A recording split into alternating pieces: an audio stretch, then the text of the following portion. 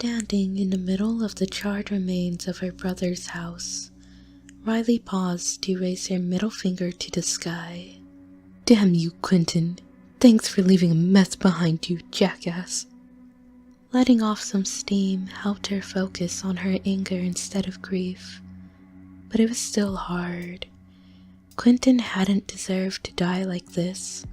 Her little brother may have been a useless slacker and a stereotypical pothead, but he'd been a happy and lovable one. With a sigh, Riley went back to poking around for keepsakes to salvage from the blackened rubble. Then, she found the bottle. It was crude, but beautiful, and strangely unscathed by fire. Even stranger, it was filled with bits of paper, like tiny scrolls of parchment. She shook one out, unrolled it, and began to read the spidery cursive script she found inside. Once upon a time, Elizabeth Harkington was the first, for she bewitched the bottle to offer its possessor alluring stories of impending death. However, Elizabeth forgot that she herself would be the bottle's possessor until she could deliver it to the village. When the villagers realized that a fatal curse had came with her false peace offering, they were exceedingly unkind to the witch. Frowning, Riley shook out another tiny scroll. Blackjack Cavendish could read. Therefore, he killed the illiterate sailor who brought him the bottle from their last plunder. Soon, a terrible storm swept Blackjack from the deck of the ship, but his remaining pirates did not mourn their captain's passing. And another scroll.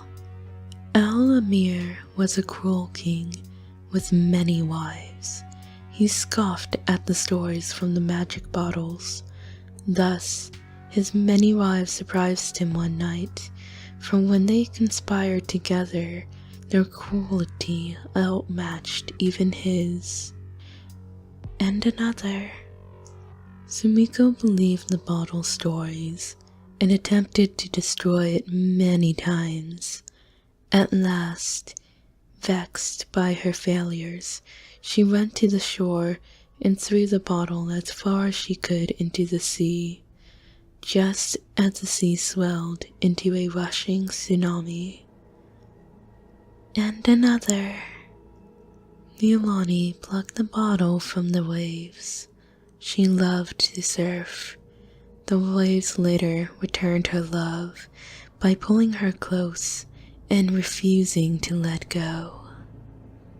There were many scrolls. Riley read them all until she came to the last one. Quentin found the bottle at an estate sale. Without reading the stories it offered, he emptied it out, placed a candle in its mouth, and set it beside his window.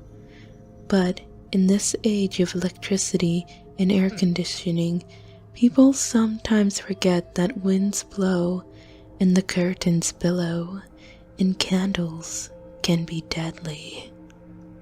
With a gasp, Riley dropped the bottle on the ground.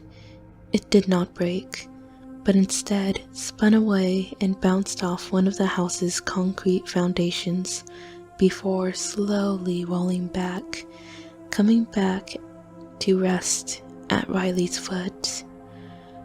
Her brother's story had been the last scroll, she was certain, but she heard a small rustling sound, and suddenly the bottle held one more slip of paper.